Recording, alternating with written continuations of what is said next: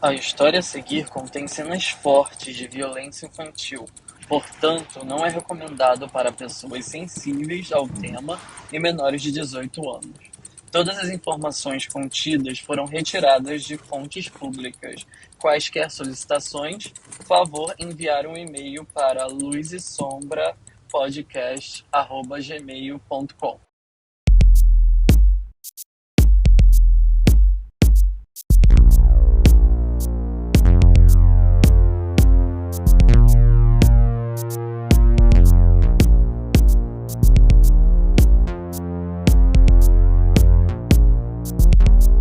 Algumas vezes me vejo procurando sobre assuntos diversos que têm interesse, como por exemplo crimes reais.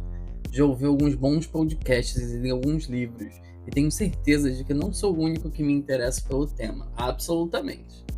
Os românticos podem nos observar com certa repugnância e se perguntar o que há de bom em crimes reais. Definitivamente não existe nada de bom em um crime, principalmente em um assassinato. Agora, falando particularmente, o que me chama a atenção vai de encontro a um questionamento que conheci deve ter mais ou menos uns 10 anos. É uma filosofia de Thomas Hobbes, que diz que o homem é essencialmente mau. Em seu livro intitulado Leviatã, ele exprime a marcante frase: "O homem é o lobo do homem". Bem, essa frase não é dele, mas o que quero explicar é que, pelo conceito de Hobbes, o homem é naturalmente ruim. O que acontece é que há necessidade de que se criem regras e organizações, leis e o governo, para que o homem continue na linha, por assim dizer. Quando conheci essa chamada filosofia, na época muito novo ainda, no começo dos 20 anos, para mim tudo fazia sentido e me explicava o quanto a violência de fato ainda ocorria. Por quê? A gente sempre ouve por aí que está tudo ficando pior, mas parando para analisar a história humana, percebemos que não está ficando pior, mas se modificando. E isso é um dos motivos que me fizeram ficar tão interessado por crimes reais. Casos complexos que é meio impossível de se entender o porquê. Como que algumas pessoas conseguem, seguindo essa linha filosófica, serem organizadas por essas leis criadas para o bom convívio social do ser humano, mas outras não. Como a essência má de uma pessoa consegue ser mais forte para que ela cometa algo trágico.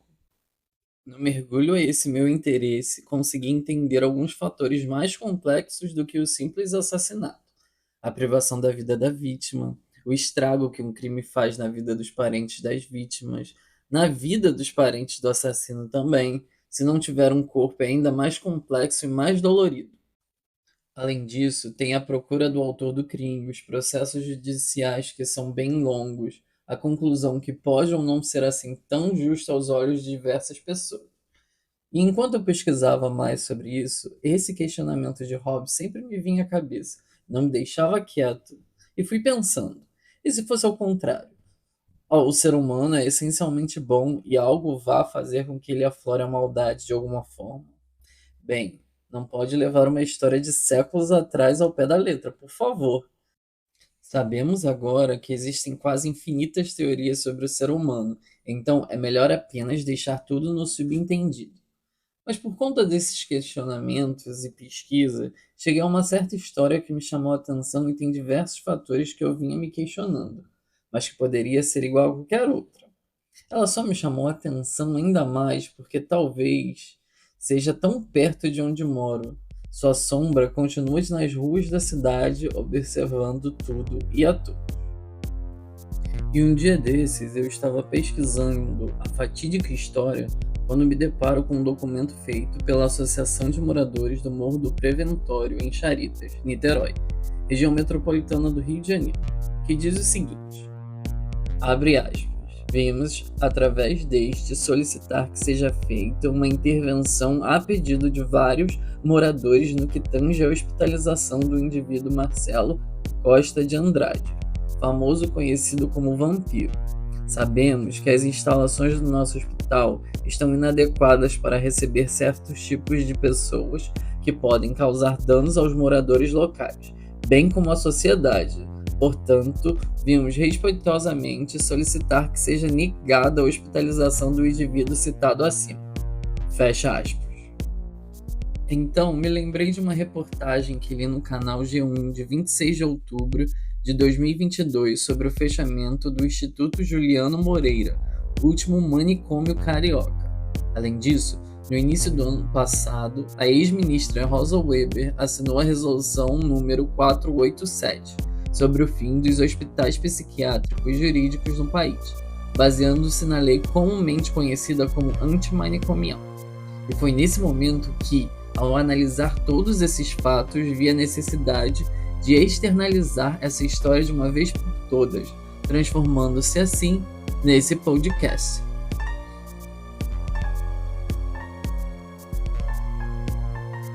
Me chamo Thiago Pineide, sou autor, estudante de odontologia e um estranho curioso, e você está assistindo a Luz e Sombras, o caso do vampiro de Niterói.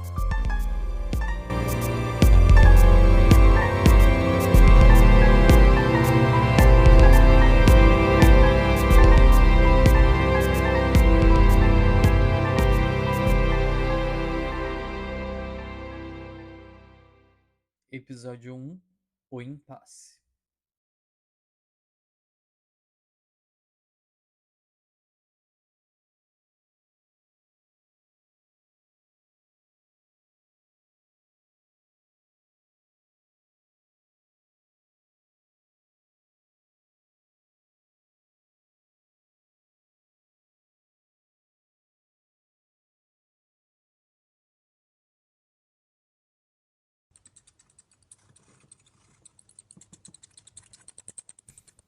Para começo de conversa, não vou me entrelaçar em um emaranhado de informações que podem deixar você, ouvinte, um tanto confuso. Vou começar pelo que me parece o ponto final dessa história: o impasse entre a legislação, dois hospitais psiquiátricos e o personagem central de toda essa trama. A resolução número 487, datada de 27 de fevereiro de 2023, está relacionada com a Lei 10.216 do ano de 2001, que visa a proteção de pessoas portadoras de transtornos mentais. E aqui tem que abrir minhas primeiras desculpas nesse podcast.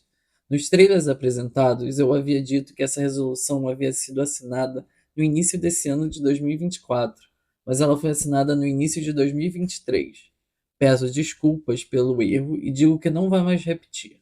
Continuemos. A resolução diz, abre aspas, em consonância com normativos nacionais e internacionais sobre o tema, a resolução CNJ número 487/2023 estabelece o correto encaminhamento pela autoridade judicial dos casos de saúde mental às equipes de saúde para que indiquem e procedam ao tratamento adequado para cada paciente. Fecha aspas. De modo geral, essa resolução se baseia na referida lei para extinguir os 32 manicômios judiciários do país, dando um prazo de 1 ano para que isso aconteça. Com isso, o prazo máximo seria maio desse ano de 2024.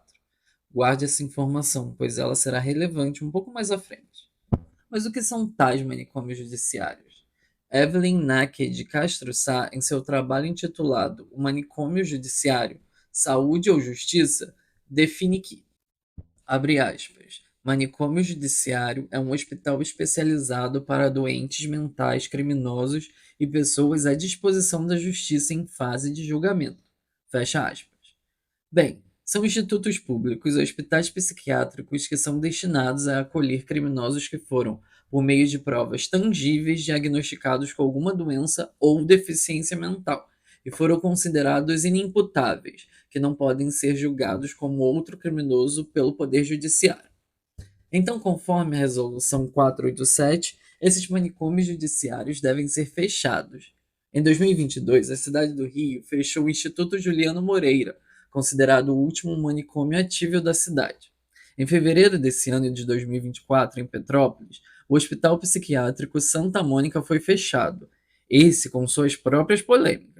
Assim, ficaram faltando para serem liberados os detentos do Hospital Pena Psiquiátrico Roberto Medeiros, no complexo de Jerecinó, zona oeste da cidade, e o Hospital de Custódia e Tratamento Psiquiátrico Henrique Roxo, em Niterói. Com esse gancho, eu queria dar um adendo importante nesse episódio que pode ligar com mais informação à frente. Em minhas pesquisas, achei um documento da Defensoria Pública do Estado do Rio de Janeiro, datado de uma fiscalização feita no Henrique Roxo em 20 de setembro de 2016. Eu vou ler algumas informações interessantes, só para você entender um pouco a atmosfera no hospital naquele ano. O relatório é um pouco extenso, tem 27 páginas e vai estar disponível no site do podcast. Eu só vou ler aqui umas partes importantes que eu achei interessante para enriquecer um pouco melhor essa história. Característica da unidade. Aspecto externo. O Hospital de Custódia e Tratamento Psiquiátrico Henrique Roxo encontra-se no centro da cidade de Niterói, protegido por altos muros e um portão de ferro. Passando este portão, à esquerda um local de controle e segurança, uma espécie de guarida, onde apresentamos nossas identificações e assinamos o livro da Defensoria. Aspecto interno. Após o portão de entrada, encontramos um espaço para o estacionamento de veículos. Seguindo em frente pelo estacionamento, temos porta de entrada para o edifício principal, que abriga toda a estrutura do hospital. No relatório também tem uma foto tirada do Google Earth de cima do hospital. Aí ele vai explicando mais coisas sobre o térreo e tal. Depois ele fala sobre o tipo de estabelecimento, abre aspas. O Hospital de Custódia e Tratamento Psiquiátrico Henrique Roxo é destinado ao tratamento de pacientes em medida de segurança. Segundo a direção, os internos são de todo o estado do Rio de Janeiro. Fecha aspas. Capacidade, que é de 135 vagas, divisão interna, galerias, enfermarias. Então ele vai descrevendo todas as galerias e um ponto muito importante é essa parte da galeria A, que ele diz, abre aspas, a galeria A e as outras galerias que serão descritas a seguir muito se assemelham com as celas das unidades do sistema prisional, não possuindo no interior nada que remeta à estrutura de um hospital, somente camas de pedra, colchões finos e rasgados, ambiente úmido, com infiltrações e sujeira. Os banheiros dos internos também se encontravam sujos e deteriorados. Além disso, esta galeria, em particular, basicamente iluminada por luz artificial, tem pouquíssima ventilação, em especial a parte do isolamento que era extremamente escura, mesmo durante o dia. Fecha aspas. No documento é possível ver também as fotos que foram descritas, foto do banheiro, foto da pintura toda deteriorada por infiltrações, das camas, dos lugares de higiene, das próprias celas, como estava. Eles também informam sobre o banho de sol, abre aspas. A administração do hospital informou que o banho de sol é realizado diariamente, durante 2 horas. Fecha aspas. Esse relatório é bem meticuloso. Ele fala também sobre serviços técnicos hospitalares, psiquiatria, psicologia, assistência social, médicos, enfermeiros e dentistas, tudo bem explicado.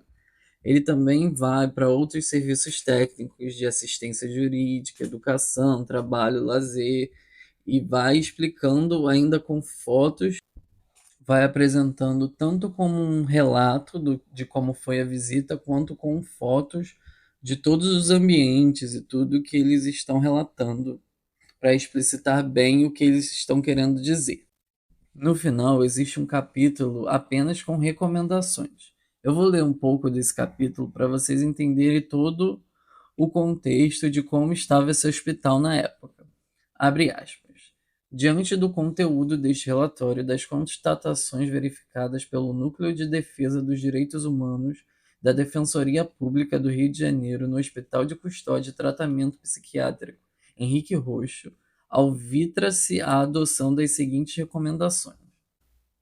1. Ampliação do programa de desinstitucionalização para que ocorra a efetiva reintegração dos indivíduos na sociedade, em especial daqueles que estão com longo tempo de internação. 2. Ampliação do sistema de saída terapêuticas e de regime de hospital-dia ou hospital-noite e outros serviços de atenção diária, tão logo o quadro do paciente assim o indique. 3. Aquisição dos remédios necessários para o tratamento dos pacientes para que então o hospital cumpra a sua função de tratar, não somente a função de custódia. 4. Realização de obras para adaptar o espaço às pessoas com deficiência, colocando-se rampas e corrimão em conformidade com os artigos 9 a 14 da Convenção sobre os Direitos das Pessoas com Deficiência. 5. Contratação de um médico clínico para atender o hospital. 6. Aquisição de ambulância para o transporte dos pacientes para consultas médicas e emergências. 7. Aquisição de veículo para transporte dos pacientes, saídas terapêuticas e audiências. 8. Não utilização de algemas para o transporte dos pacientes a não ser por último recurso. 9.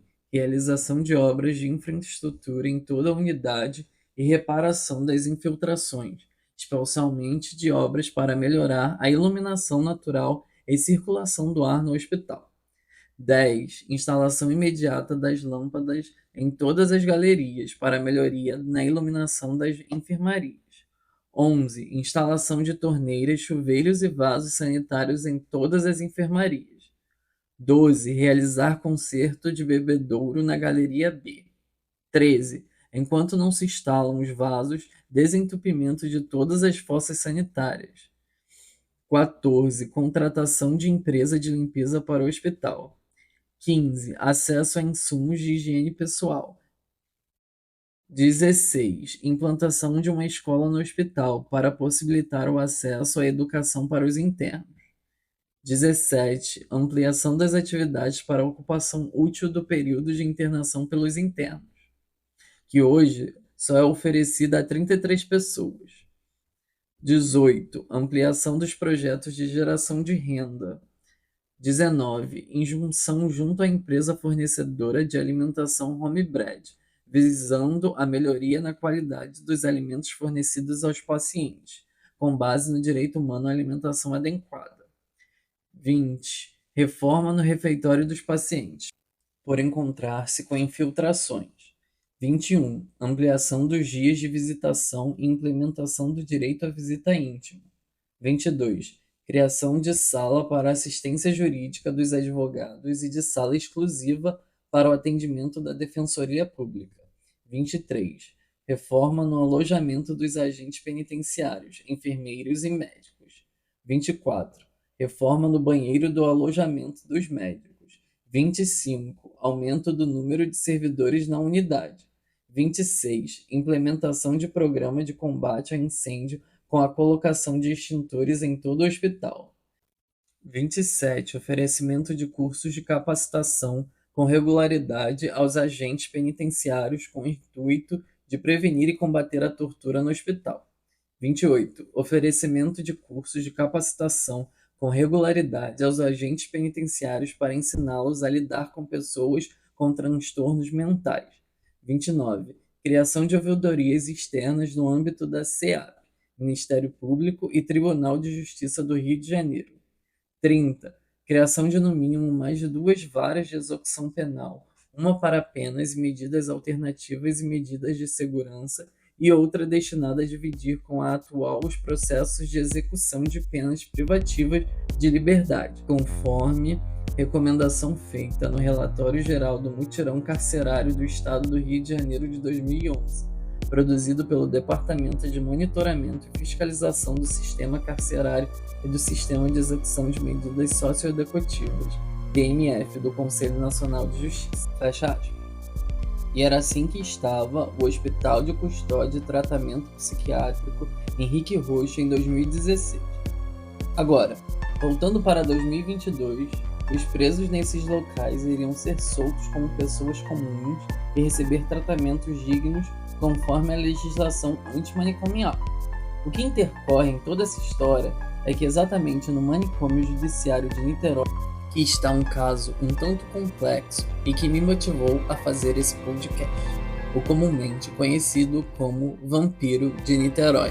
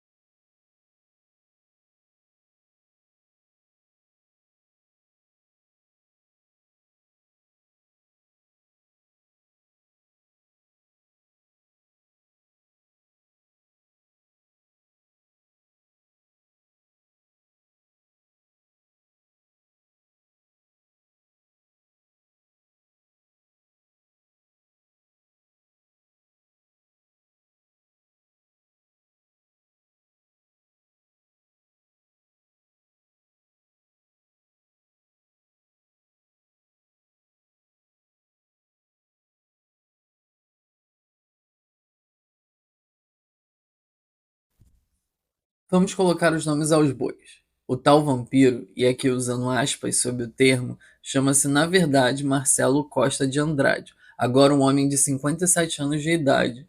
E sua história me parece complexa demais para simplesmente fazer parte da resolução anteriormente mencionada. Caro ouvinte, pode parecer que eu esteja correndo com a história, mas todas as informações que eu falar a seguir serão mais bem esmiuçadas nos capítulos seguintes. Mesmo assim, terei que voltar rapidamente para o ano de 1991 e retratar resumidamente a história de Marcelo para, assim, explicar essa complexidade nos dias de hoje. Mas vamos tirar estereótipos. A partir de agora, não o chamarei como vampiro.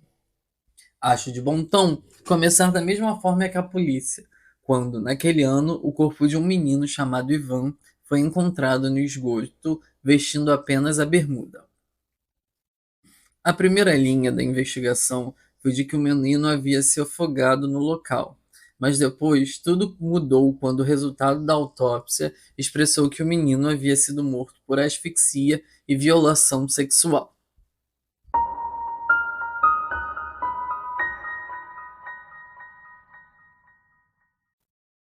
Então, os policiais interrogaram seu irmão, o pequeno Altair, que, enfim, contou sobre um homem que os abordou e tentou abusar sexualmente dele. Só que Altair fugiu, diferentemente do irmão.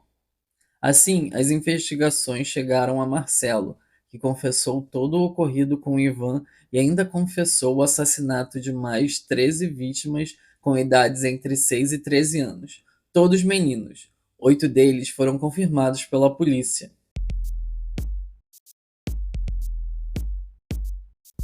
A revista Isso é Senhor fez uma matéria sobre ele no dia 26 de fevereiro de 1992, e em uma das mais de 5 folhas de história conta melhor como Marcelo foi pego.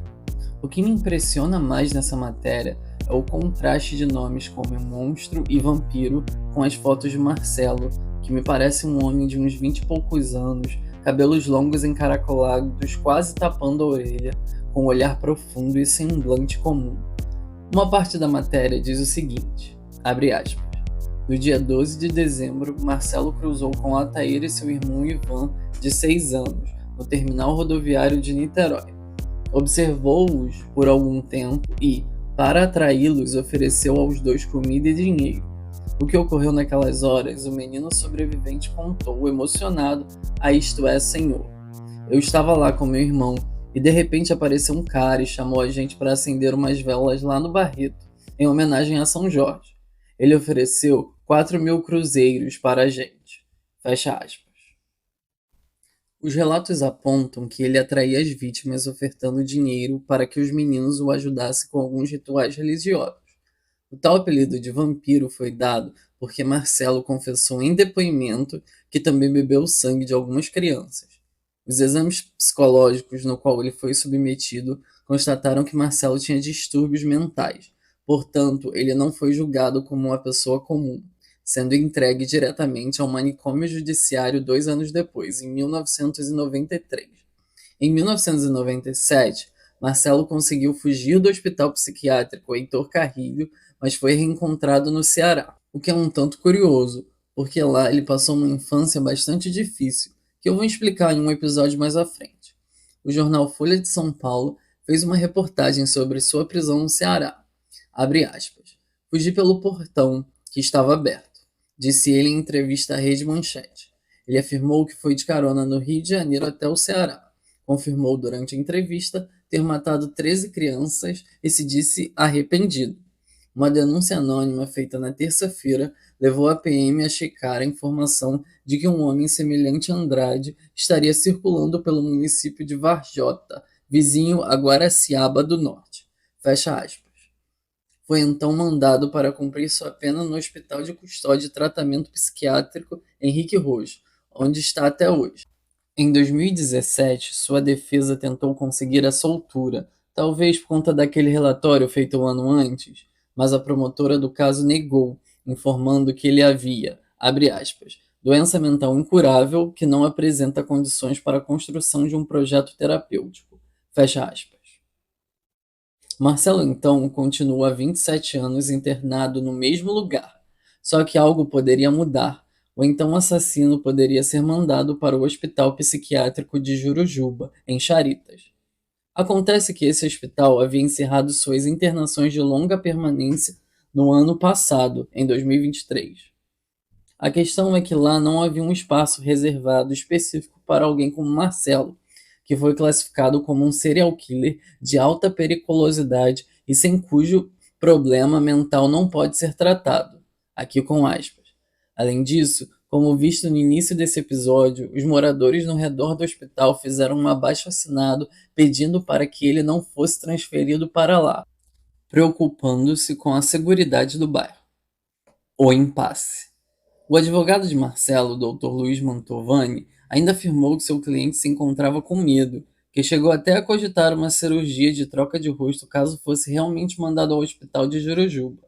Bem, depois de todo esse conflito, no mês seguinte, exatamente em 5 de março, a justiça decidiu em continuar com Marcelo no Henrique Roxo, pois na unidade sua manutenção segue as medidas de segurança.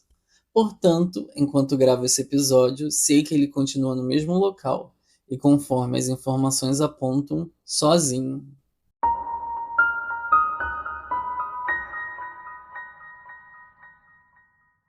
Quando retorno a essa história, lendo e relendo matérias sobre, também me volta à cabeça algumas questões que são difíceis de resposta.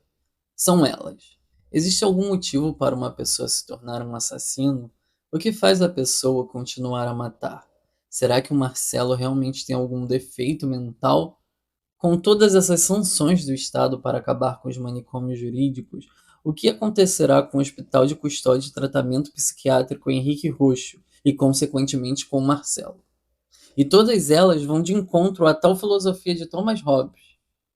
Ok, vamos seguir um passo de cada vez. E no próximo episódio, vamos tentar responder a primeira questão. Será que existe mesmo algum motivo para a pessoa se tornar um assassino? Meu nome é Thiago Pinede e esse foi o primeiro episódio de Luz e Sombra, o caso do vampiro de Niterói.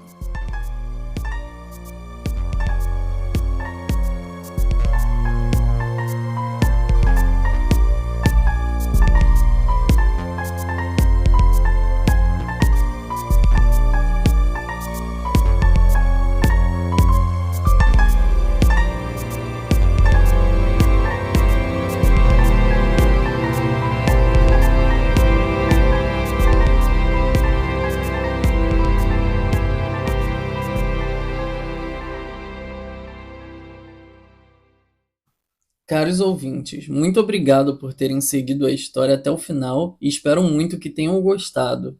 Eu sou um produtor independente, o que significa que eu produzo todo o trabalho que vocês acabaram de ouvir e tudo que peço é que vocês compartilhem meu trabalho para todo mundo. Assim, vocês me ajudam a chegar a mais pessoas que até possam me ajudar com a pesquisa nesse trabalho e ainda me faz continuar produzindo os próximos episódios. De antemão, eu já agradeço muito, tanto por ouvirem até aqui, quanto pelo compartilhamento e comentários. Qualquer coisa já me ajuda muito para melhorar cada vez mais. Além disso, se quiserem de mais informações e referências, é só acessar o site do podcast, luzesombrapodcast.com. Lá sempre vai ter qualquer relação e referências que tive para pesquisar o episódio. Então, sem mais delongas, até o próximo episódio.